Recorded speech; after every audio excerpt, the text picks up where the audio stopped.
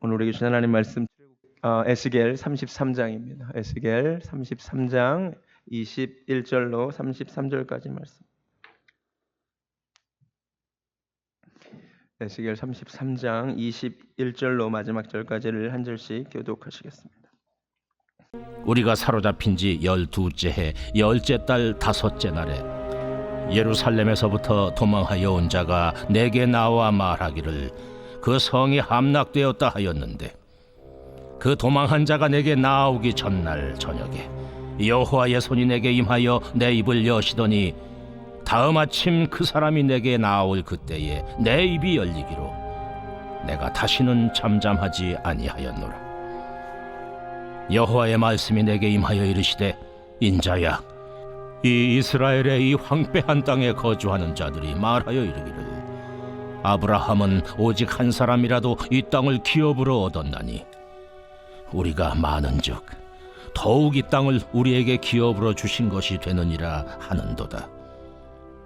그러므로 너는 그들에게 이르기를, 주 여호와께서 이같이 말씀하시되, 너희가 고기를 핏째 먹으며 너희 우상들에게 눈을 들며 피를 흘리니 그 땅이 너희의 기업이 될까 보냐. 너희가 칼을 믿어 가증한 일을 행하며 각기 이웃의 아내를 더럽히니 그 땅이 너희의 기업이 될까 보냐 하고, 너는 그들에게 이르기를, 주 여호와께서 이같이 말씀하시되, 내가 나의 삶을 두고 맹세하노니 황무지에 있는 자는 칼에 엎드러뜨리고 들에 있는 자는 들짐승에게 넘겨 먹히게 하고 산성과 불 있는 자는 전염병에 죽게 하리라. 내가 그 땅이 황무지와 공포의 대상이 되게 하고 그 권능의 교만을 그치게 하리니 이스라엘의 산들이 황폐하여 지나갈 사람이 없으리라. 내가 그들이 행한 모든 가증한 일로 말미암아 그 땅을 황무지와 공포의 대상이 되게 하면 그때 내가 여호와인 줄을 그들이 알리라 하라. 인자야, 내 민족이 담 곁에서와 진문에서 너에 대하여 말하며 각각 그 형제와 더불어 말하여 이르기를, 자, 가서 여호와께로부터 무슨 말씀이 나오는가 들어보자 하고 백성이 모이는 것 같이 내게 나오며 내 백성처럼 내 앞에 앉아서 내 말을 들으나 그대로 행하지 아니하니 이는 그 입으로는 사랑을 나타내어도 마음으로는 이익을 따름이라. 그들은 네가 고운 음성으로 사랑의 노래를 하며 음악을 잘하는 자같이 여겼나니 내 말을 듣고도 행하지 아니하거니와 그 말이 응하리니 응할 때에는 그들이 한 선지자가 자기 가운데 있었음을 알리라.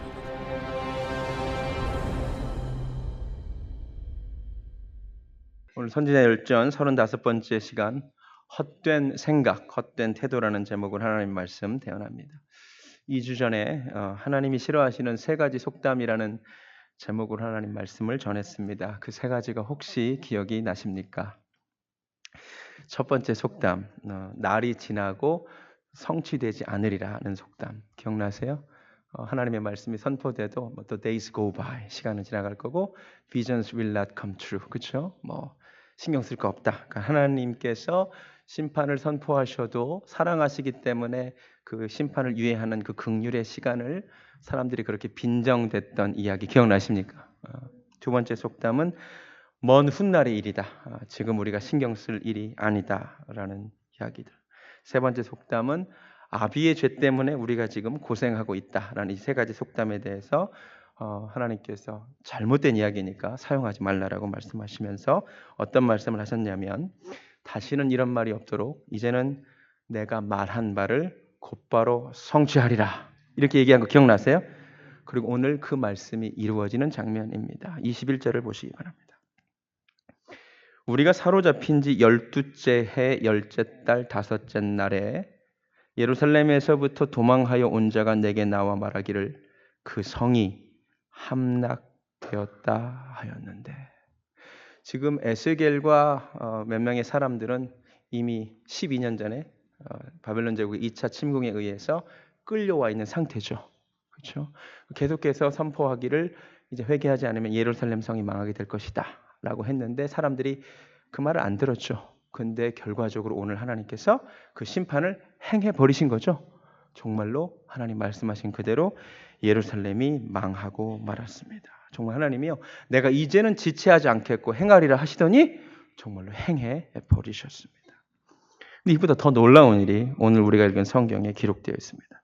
여러분, 하나님이 말씀하신 대로 그동안 이스라엘 백성들이 하나님의 뜻대로 살지 않아서 나라가 망했습니다. 그럼 이스라엘 백성들이 이제 해야 될 일은 무엇입니까? 이제 무엇을 해야 되겠습니까? 하나님 앞에 엎드려 기도해야죠. 회개해야죠. 용서를 구해야죠. 사실 하나님께서 이미 그렇게 하라고 오래전에 알려주셨습니다. 우리 역대하 한번 가보시겠습니다. 역대하 7장. 역대하 7장. 이미 솔로몬이 성전 봉헌을 할 때 하나님께서 어떤 약속을 주셨냐면 역대하 7장 14절. 내 이름으로 일컫는 내 백성이 그들의 악한 길에서 떠나 스스로 낮추고 기도하여 내 얼굴을 찾으면 내가 하늘에서 듣고 그들의 죄를 사하고 그들의 땅을 고칠지라. 아멘. 사실 하나님이 알려주셨어요. 혹시 어려움이 닥치더라도, 혹시 하나님께 심판을 받더라도 어떻게 하면 된대요? 이제 죄를 자복하고 회개하고 하나님께만 돌아오면 하나님이 또 고쳐주시겠다고 이미 약속을 하셨습니다. 그런데 오늘 이스라엘 백성들을 보면 회개를 안 합니다. 회개를 안 하고 그런데 기대를 하고 있어요. 헛된 기대들을 가지고 있습니다. 24절을 보시기 바랍니다. 23절부터 볼까요? 여호와의 말씀이 내게 임하여 이르시되 인자야, 이 이스라엘의 이 황폐한 땅에 거주하는 자들이 말하 이르기를. 하나님이 또 이 백성들이 하시는 이야기를 들은 거예요. 하나님은 회개를 기대하셨죠. 근데 백성들이 뭐라고 얘기하냐면 아브라함은 오직 한 사람이라도 이 땅을 기업으로 얻었는데 우리는 지금 숫자가 많은즉 더욱 이 땅을 우리에게 기업으로 주신 것이 되느니라 하는도다. 무슨 얘기냐면 하나님이 비록 지금 잠시 느부갓네살 왕을 통하여 바벨론에 우리 나라를 뺏기게 하셨지만 우리가 지금 숫자가 많다 이거예요.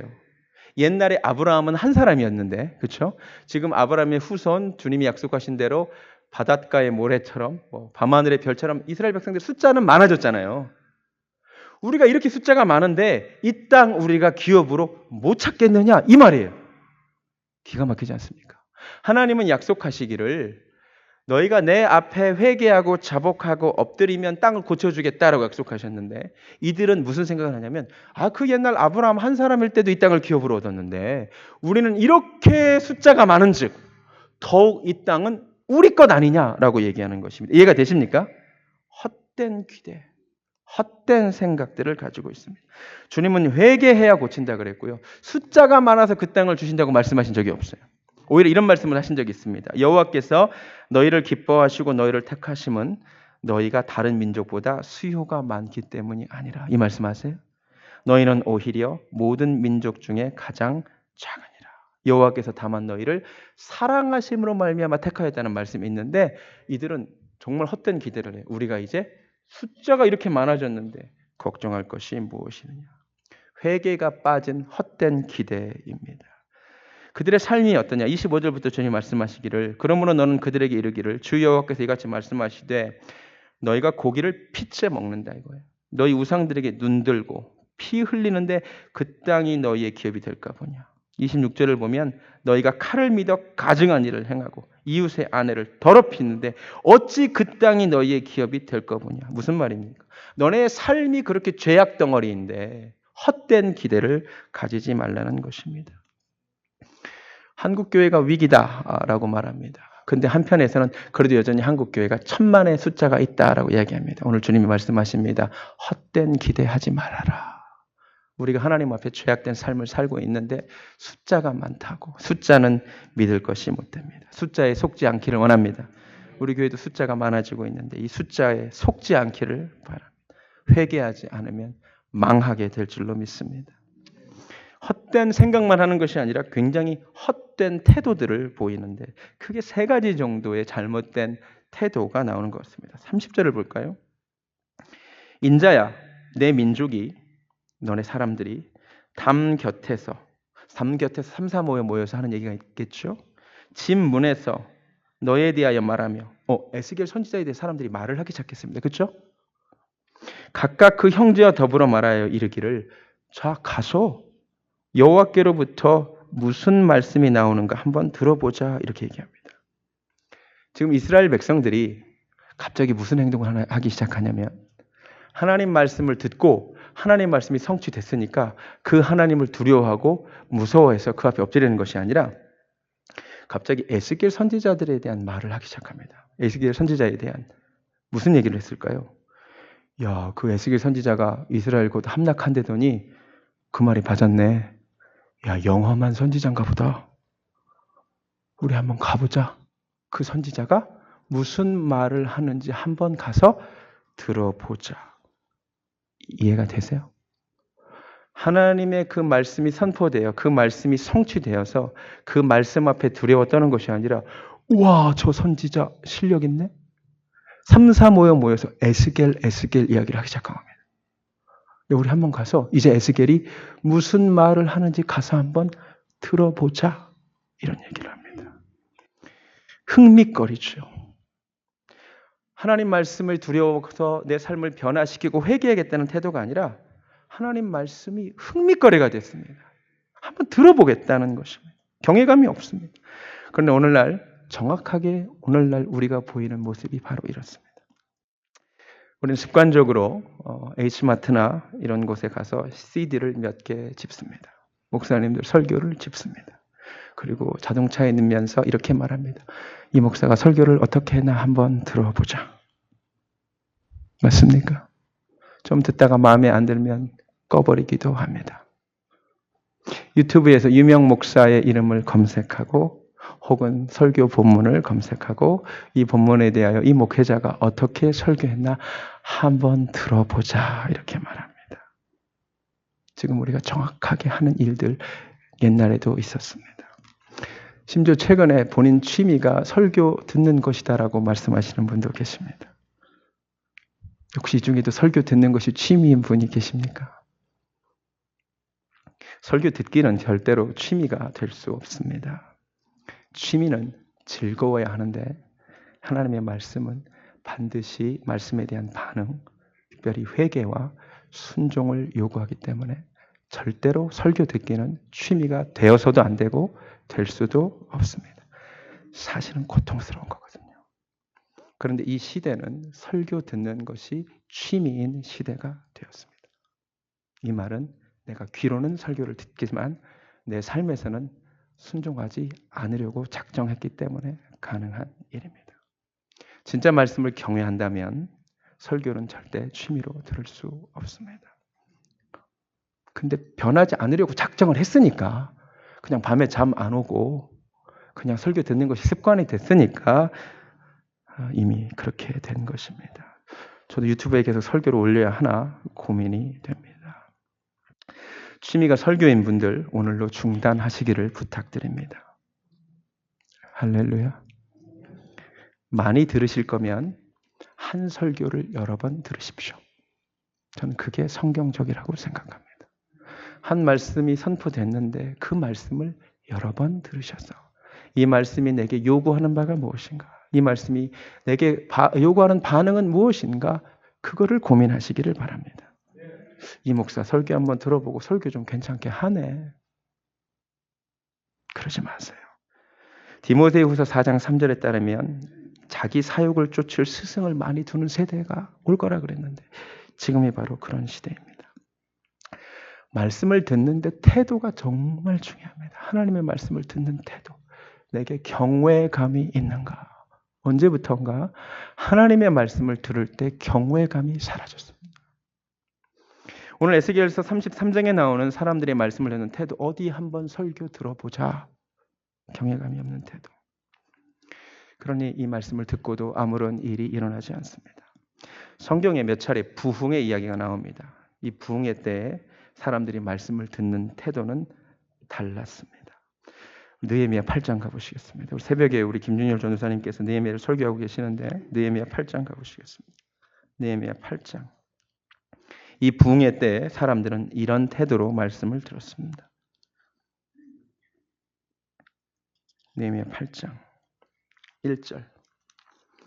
이스라엘 자손이 자기들의 성읍에 거주하였더니 일곱째 달에 이르러 모든 백성이 일제히 수문 앞 광장에 모여 학사 에스라에게 여호와께서 이스라엘에게 명령하신 모세의 율법책을 가져오기를 청합니다.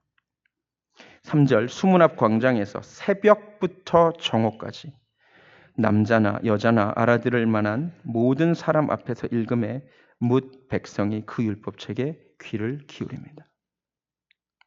5절을 보니까 에스라가 모든 백성 위에 서서 그들 목전에 책을 펴니 책을 펼 때에 모든 백성이 일어납니다. 하나님 말씀에 대한 경외감을 표시합니다. 6절. 에스라가 위대하신 하나님 여호와를 송축하며 모든 백성이 손을 들고 아멘 아멘 하고 응답하고 몸을 굽혀 얼굴을 땅에 대고 여호와께 경배합니다. 그랬더니 하나님께서 8절에 하나님의 율법책을 낭독하고 그 뜻을 해석하여 백성에게 그 낭독한 것을 다 깨닫게 하니 9절에 백성이 율법의 말씀을 듣고 다 우는지라. 이게 부흥이었습니다. 하나님 말씀을 들으려는 태도 자체가 다릅니다. 말씀 앞에 일어섭니다. 하나님 말씀 앞에 아멘 아멘 합니다. 하나님 말씀을 귀 기울여 듣습니다. 그리고 그 말씀을 들을 때 찔려서 웁니다. 그리고 9장 1절. 그달 29날에 이스라엘 자손이 다 모여 금식하며 굵은 베옷을 입고 티끌을 무릅쓰며 회개하기 시작한 모든 이방 사람들과 절교하고 서서 자기의 죄와 조상들의 허물을 자복합니다. 이날에 낮 4분의 1은 그 제자리에 서서 그들의 하나님 여호와의 율법책을 낭독하고 하나님 말씀을 듣고 그 다음에 낮 4분의 1은 죄를 자복하며 그들의 하나님 여호와께 경배합니다. 4절을 보니까 단 위에 올라서서 큰 소리로 그들의 하나님 여호와께 부르짖습니다. 찬양이 회복됩니다. 이게 부흥입니다. 이 모든 것의 시작은 하나님 말씀을 대하는 사람들의 태도에서 왔습니다. 에스겔 33장처럼 어디 가서 한번 선지자가 어떤 말을 전하나 한번 들어보자. 이 목사가 설교를 어떻게 하나 들어보자. 젊은 목사가 설교를 어떻게 하는지 한번 들어보자의 태도로는 일어날 수 없는 부흥입니다. 에스라서를 가보시겠습니다. 에스라 9장. 에스라 9장. 에스라 9장에도 비슷한 이야기가 나옵니다. 1절을 보니까 가증한 일을 행하여 2절에 그들의 딸을 맞이하여 아내와 며느리로 삼아 거룩한 자손이 그 지방 사람들과 서로 섞이게 하는데 방백들과 고관들이 이 죄에 더욱 으뜸이 되었다 하는지라. 내가 이 일을 듣고 학사 에스라가 속옷과 겉옷을 찢고 머리털과 수염을 뜯으며 기가 막혀 앉아 있는데 4절에 이에 이스라엘의 하나님의 말씀으로 말미암아 떠는 자들이, 여러분, 하나님의 말씀으로 인하여 떠는 자들이 있었습니다. 사로잡혔던 이 사람들의 죄 때문에, 이 죄로 인하여 다 내게로 모여옵니다. 내가 저녁 제사 드릴 때까지 기가 막혀 앉아 있습니다. 이들이 하나님 앞에 회개하기를 시작합니다. 10장 1절. 에스라가 하나님의 성전 앞에 엎드려 울며 기도하며 죄를 자복할 때 많은 백성들이 함께 크게 통곡하며 이스라엘 중에서 백성의 남녀와 어린아이 큰 무리가 모여서 하나님 앞에 회개하기를 시작하고 놀라운 결단을 하기를 시작합니다. 그리고 9절을 보면 하나님의 성전 앞 광장에 앉아서 이 일과 큰 비 때문에 떱니다. 비가 내려서도 떨었지만 이 심각한 일로 인하여 말씀 앞에 떱니다. 오늘 에스겔 33장에 선지자가 어떤 말씀을 전하는지 한번 가보자와의 태도와는 큰 차이가 있습니다. 이사야 66장 2절에서 하나님이 이렇게 말씀하셨습니다. 무릇 마음이 가난하고 심령에 통회하며 내 말을 듣고 떠는 자, 그 사람은 내가 돌보려니와. 여러분, 우리가 하나님 앞에 오늘 나왔습니다. 많은 분들이 나오셨습니다. 너무 감사합니다. 그러나 하나님 말씀 앞에 태도를 점검하기 원합니다. 나는 젊은 목사가 설교를 어떻게 하는가 들어보려 왔는가? 아니면 하나님 말씀을 경외함으로 그 말씀을 들으려고 이 자리에 왔는가? 우리가 앞으로 하나님 앞에 나오는 태도가 설교자가 아니라 이 사람들이 에스겔 얘기를 하거든. 에스겔이 중요하지 않죠. 하나님의 말씀 앞에 경외함으로 떠는 은혜가 있기를 주님의 이름으로 축원합니다. 이들의 헛된 두 번째 태도 31절 나와 오기도 문제지만 백성이 모이는 것 같이 내게 나오며 내 백성처럼 마치 하나님의 백성인 것처럼 네 앞에 앉아서 너희 말을 들으나 듣기는 들어요. 근데 그 다음 하나님이 지적하셔요. 들으나 그대로 행하지 아니하니. 하나님 보시기에 이스라엘 백성들의 두 번째 잘못되고 헛된 태도는 무엇입니까? 마치 하나님의 백성인 것처럼 와서 들어요. 근데 이 말은 하나님의 백성은 아니라는 거죠. 왜? 듣고 행하지 않기 때문에. 여러분, 내가 하나님의 백성인지 아닌지를 확인하는 바로미터는 내가 하나님 말씀을 듣느냐가 아닙니다. 누구나 듣기 때문입니다.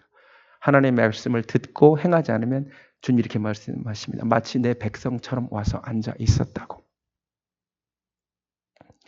오늘 우리가 마치 하나님의 백성인 것처럼 이 자리에 와서 앉아 있습니다.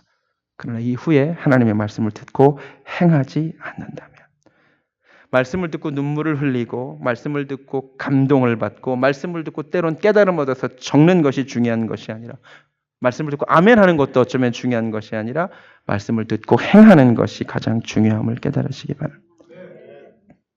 네, 말씀을 우리가 많이 듣죠. 그러나 순종하지 않는다면 아무 소용없습니다. 야고보서가 하는 이야기가 바로 다 그거 아닙니까? 말씀을 행하는 자가 되고 듣기만 하는 자가 되지 말라. 사람이 믿음이 있노라 하고 행함이 없으면 무슨 유익이 있겠느냐. 영혼 없는 몸이 죽은 것 같이 행함이 없는, 순종이 없는 믿음은 죽은 것이냐. 어쩌면 우리에게 필요한 것은 새로운 설교가 아니라 새로운 순종인 줄로 믿습니다. 오늘 주님께서, 우리 하나님은요, 돌직구를 던지시는데 왜 그런 말씀을 듣고 행하지 않느냐, 그 이유를 이렇게 설명하십니다. 그 입으로는 사랑을 나타내요. 입으로는 얼마든지 하나님에 대한 사랑을 나타낼 수 있지만 그 마음으로는 이익을 따르기 때문에 순종을 못한대요. 왜 하나님 말씀을 듣지만 순종하지 못할까요? 입으로는 하나님 말씀에 아멘하고 하나님을 사랑하는 것처럼 하지만 내 삶에서 순종하려고 봤더니 내 이익에 문제가 생겨. 그래서 말씀이 아니라 내 이익을 따릅니다. 쉽게 얘기할게요. 죄악된 습관 가운데, 죄악된 관계들 가운데 있지만 이거를 끊으려고 보니까 내 정욕을 만족시키지 못하겠거든. 그래서 말씀을 듣지만 내 마음의 이익을 따라갑니다. 내가 이것을 포기하면 내 인간관계에 문제가 생기겠거든. 그죠? 말씀하고는 부딪히지만 내가 이거를 따라가다가는 사회생활을 제대로 못하겠거든. 그래서 순종을 안 하죠. 맞습니까? 하나님의 진단입니다. 입술로는 하나님에 대한 사랑을 말할 수 있으나, 찬양도 할 수 있고 아멘도 할 수 있으나 실제로 순종하지 않는 이유는 그 마음으로는 이득을 따르기 때문입니다. 우리가 왜 주일 성수를 못하죠? 주일을 지켜야지 아멘 하지만 막상 지키려고 보니 내 삶에 구체적인 이익이 걸려 있기 때문은 아닌가요? 우리가 왜 11조를 못할까요? 내 마음의 이익과 관련되어 있기 때문은 아닐까요? 성경은 돌직구를 던집니다. 이 하나님의 진단입니다. 입술은 얼마든지 하나님께 사랑한다고 할 수 있다는 것입니다. 그러나 그 마음으로는 이득을 따른다는 것입니다. 세 번째 어떤 태도, 재밌습니다. 32절에. 그들은, 그 이스라엘 백성들이 무슨 얘기를 하냐면, 에스겔 네가 고운 음성으로 사랑의 노래를 하며 음악을 잘하는 자같이 여긴대. 와, 에스겔 선지자가요, 목소리가 좋았나 봐요. 에스겔 선지자가 노래를 불렀겠어요. 선포하는 메시지를 들어보면 에스겔 목소리가 마치 고운 음성으로 사랑의 노래를 부르는 것 같았답니다. 그래서 사람이 칭찬했다. 와, 에스겔 선지자 목소리 되게 좋다고. 저는 오늘날 사람들만 목회자의 설교를 평가하는 줄 알았는데 가만히 보니 이스라엘 백성들이 과거에 다 했던 거예요. 에스겔은 목소리 좋다고 평가받은 설교자였습니다. 그럼 뭐예요? 에스겔 선지자 영험하고 목소리도 좋다고 말하면 뭐 하냐고요. 내가 듣고 순종하지 않는데. 그 말을 듣고도 행하지는 않는데. 우리는 설교자에 대하여 평가하기를 매우 좋아합니다. 저에 대해서도 여러 가지 평가가 있는 걸로 알고 있습니다. 젊은 목사가 설교를 세게 한다는 평가가 많습니다. 그러나 하나님의 말씀을 잘 전한다는 평가도 있습니다. 중요한 것은요, 그 평가는 조금도 중요하지 않습니다. 뭐가 중요합니까? 여러분의 평가가 무엇이 중요합니까? 중요한 것은 평가가 아니라 회개며 평가가 아니라 순종입니다. 지난주 새가족 교육 때 무려 23명이 새가족 교육에 들어오셨고 우리 교회 왜 오셨냐고 한 분씩 얘기하는데 시간이 한참 걸렸어요. 23명 중에 제 기억으로 20명 정도가 우리 교회 말씀 좋아서 왔다라고 말씀하셨습니다. 감사합니다. 너무 감사한 이야기입니다. 그러나 내가 좋은 설교를 듣는다고 해서 그 말이 내가 좋은 신앙인이라는 의미는 아닙니다. 듣고 행하지 않는다면 좋은 설교를 듣고 망할 수 있습니다. 마지막 33절 그 말이 응하리니 응할 때에는 그들이 한 선지자가 자기 가운데 있었음을 알리라. 전 굉장히 중요한 말씀이라고 생각합니다. 하나님이 구약 성경에서 기름 부어 쓰신 종이 두 종류입니다. 왕도 기름 부음 받았지만 왕을 제외하면 두 종류입니다. 하나는 제사장이고 하나는 선지자입니다. 둘 다 하나님의 도구지만 쓰임이 달랐습니다. 제사장은 예배를 집례합니다. 그리고 실제로 여러분 성경을 읽어보면 제사장이 예배만 집례한 것이 아니라 사람들에게 구체적인 문제가 생겼을 때 그것을 해결해 주는 부분을 제사장이 했습니다. 그래서 제사장은 예배 플러스 목양의 역할을 했다라고 생각하면 됩니다. 그런데 선지자는 다릅니다. 선지자는 예배를 집례하지 않았습니다. 구체적으로 사람들의 상담자도 아니었습니다. 선지자는 하나님의 말씀을 받아서 선포한 사람이었습니다. 제사장은 제도권 안에서 하나님의 일을 하는 사람이었고 그래서 세습됐습니다. 제사장직은 분명히 성경적으로 세습됐습니다. 왜? 제사직은 그냥 기능적인 쓰임이기 때문입니다. 그러나 선지자는 절대로 세습되지 않았습니다. 선지자는 하나님의 철저한 부르심으로만 이루어졌습니다. 제사장 가문은 있었지만 선지자 가문은 없었습니다. 오늘날 한국교회에 목회자 세습이 가능하냐라는 논쟁이 있습니다. 정답은 애매합니다. 오늘날 한국의 목사는 제사장 플러스 선지자이기 때문입니다. 성경적으로 제사장직은 세습했습니다. 선지자직은 결코 세습될 수도 없고 세습되어서는 안 됩니다. 그러나 제가 보기에 오늘날 신약 시대에 제사장의 기능보다 선지자로서의 기능이 더 중요하다고 생각은 하고 있습니다. 어쨌든 가짜 제사장은 분별하기 쉽습니다. 족보에서 발견하지 못하면 가짜입니다. 그죠? 그러나 진짜 선지자인지 가짜 선지자는 판별하기가 조금 어렵습니다. 하나님의 부르심이 있어야 진짜인데 다 자기가 부름 받았다고 주장하기 때문입니다. 분별법은 그가 한 말이 성취가 되어야만 진짜였습니다. 제사장의 사역도구는 칼이었습니다. 재물을 찢었습니다. 쪼갰습니다. 선지자의 사역도구는 말이었습니다. 말로 심령을 쪼개는 것입니다. 제사장은 예배를 드리면서 하나님께 불을 내려달라고 구하는 존재고 선지자는 불을 토하는 존재였습니다. 에스겔의 운명을 가만히 살펴봤더니 제가 에스겔 1장에 설교했지만 에스겔은 제사장 가문에서 태어났습니다. 근데 그가 25되는 해에 포로로 잡혀왔습니다. 그는 그의 운명을 한탄했습니다. 근데 하나님은 그를 제사장이 아닌 선지자로 부르셔서 사용하셨습니다. 할렐루야. 그들이 한 선지자가 자기 가운데 있었음을 알리라. They will know that a prophet has been among them. 저는 이 말씀을 읽으면서 개인적으로 이런 소망이 들었습니다. 저에게 설교자로서 강한 소망이 생겼습니다. 저와 함께 있었던 사람들이 우리 가운데 하나님의 선지자가 있었구나라고 기억해 줬으면 좋겠습니다. 하나님의 메신저가 있었구나. 저도 제사장 가문에서 태어났다고 말할 수 있습니다. 할아버지, 아버지가 다 목회자였습니다. 그런데 하나님의 말씀을 잘 전하는 선지자의 역할을 했으면 좋겠습니다. 성경을 가만히 보니 대부분의 시대에 제사장이 없어서 문제가 되었던 때보다, 물론 제사장이 없을 때도 문제였지만 대부분의 시대는 가짜 선지자들이 판을 쳤던 것이 문제였습니다. 하나님의 말씀을 제대로 전해줄 선지자가 없는 것이 대부분 시대의 문제였습니다. 오늘날도 예배를 집례하는 제사장 역할을 하는 목회자는 어느 곳이나 있다라고 생각합니다. 그러나 선지자가, 하나님의 말씀을 대언하는 선지자가 교회마다 있는지는 잘 모르겠습니다. 여기까지 제가 설교하면 아마 많은 분들이 그래 목사님 그러시지, 근데 나하고는 아무 상관없는 이야기구나, 이렇게 실망을 하실 것 같아서 말씀을 하나 알려드리겠습니다. 민수기 11장 가보시겠습니다. 민수기 11장 26절.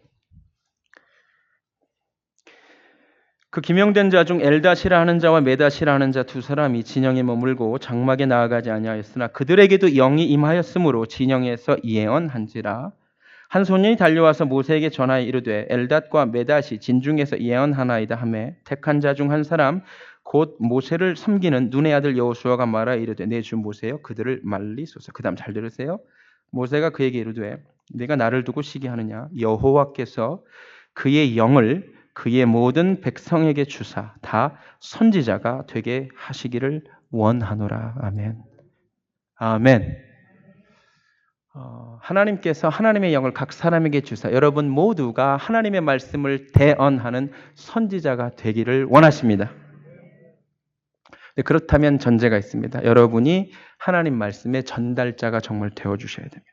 자, 친구들끼리 만나서 대화를 하는데 다 뭐 정치 얘기하고 뭐 스포츠 얘기하고 뭐 연예인 얘기하고 하는데 여러분이 갑자기 하나님의 말씀을 얘기하면 그들 가운데 선지자가 있었음을 알게 되는 것입니다. 이해가 되세요? 전제가 있어요. 여러분이 가족 모임에서 가족들이 다 뭐 이런저런 얘기 뭐 애들 학교 어디 갔네 뭐 집을 샀네 못 샀네 이런 얘기 하는데 여러분 중에 한 사람이 하나님에 대한 이야기를 하고 하나님 말씀에 대한 이야기를 한다면 여러분은 그 가운데 하나님의 선지자로서의 역할을 감당하는 것입니다. 그리고 언젠가 그들이 우리 가운데 하나님의 선지자가 있었구나라는 깨달음을 갖게 될 것입니다. 여호와께서 다 선지자가 되기를 원하십니다. 할렐루야. 친구들이 모여서 정치 얘기하는데 나도 정치 얘기만 하고 음담패설 하는데 나도 교회 다니면서 또 최신 음담패설 또 하나 알려드리고 그럼 선지자로서 사는 게 아니라는 거죠. 그렇죠? 맨날 모여가지고 엄마들끼리 모이면 얘기가 그거잖아요. 뭐 어느 학원이 좋네. 뭐 우리 애가 무슨 뭐래요. 기프티드 반을 들어갔네. 못 들어갔네. 그럼 나도 우리 애기 어떻게 우리 애기는 그러면 선지자로 사는 게 아니고 여호와를 경외하는 것이 지혜의 근본이고 거룩하신 자를 아는 것이 명철이다. 이 말씀을 하는 자가 하나님의 선지자는 거죠.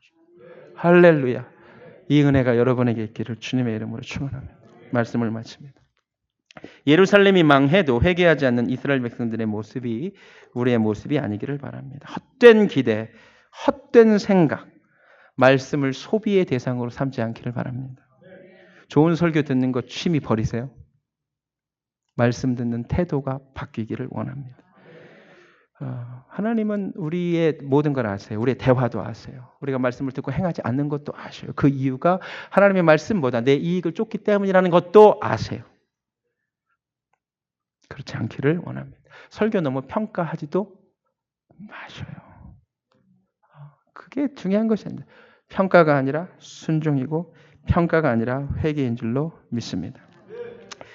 친구들 사이에, 가족들 사이에 내가 속한 공동체에 하나님 말씀을 전하는 대언자가 되어주시기를 원합니다. 오늘 말씀을 들었습니다. 우리에게 요구되는 것은 순종이요. 우리에게 요구되는 것은 회개입니다.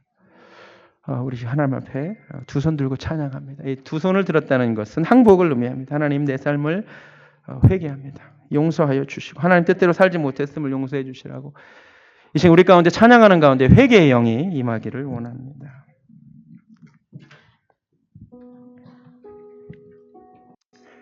오 하나님 불쌍히 여겨 주시옵소서. 오 하나님 두 손 들고 찬양합니다. 두 손 들고 찬양합니다. 다시 오실 왕 여호와께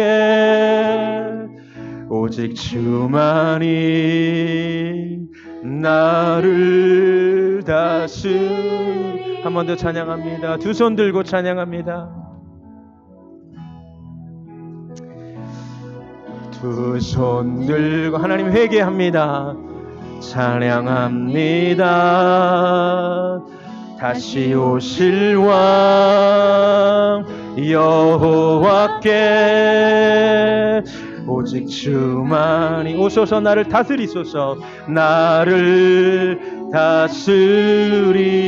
다스리네. 나 주님만을 섬기리. 나 주님만을 섬기. 헛된 마음 버리고 헛된 마음 버리고 성령이여 내 영혼 성령이여 내 영혼 하나님 충만하게 하소서. 충만하게 하소서. 나 주님만을 섬기리. 나 주님만을 헛된 것 자랑하지 않고 헛된 마음 하나님 우리가 회개하기 원합니다. 성령이여 내 영혼 충만하게 하소서. 주님 앞에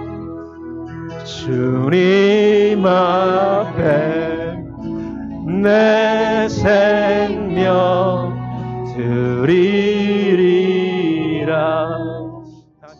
하나님 아버지 감사합니다. 이 밤에 우리에게 말씀하여 주시니 감사합니다. 하나님 보시기에 헛된 기대를 가지고 헛된 모습으로 하나님 앞에 나오는 백성들을 주님이 탄식하십니다. 무슨 말을 하는지 한번 들어보자.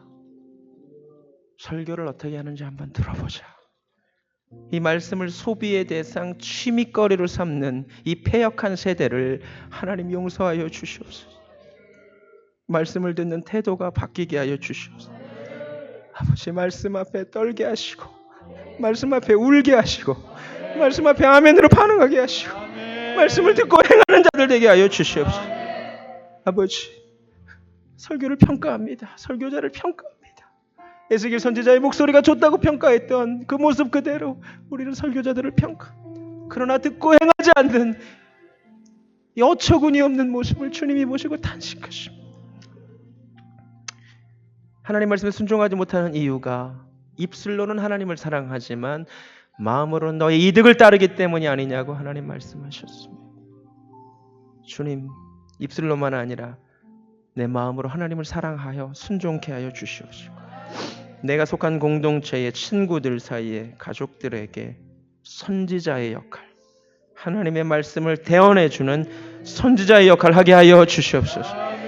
이제는 말씀이 육신이 되신 우리 구주 예수 그리스도의 은혜와 우리에게 말씀하시고 그 말씀 앞에 반응할 것을 요구하시는 하나님 아버지의 극진하신 사랑과 회개하라고 권면하시는 주의 말씀 순종하라고 요구하시는 성령 하나님의 역사하심이 오늘 말씀을 듣고 이제 말씀 앞에 두려워 떠는 자가 되기를 소원하는 사랑하는 베델교회 성도님들 머리 위에 지금부터 영원까지 함께 하시기를 간절히 축원하옵나이다. 아멘.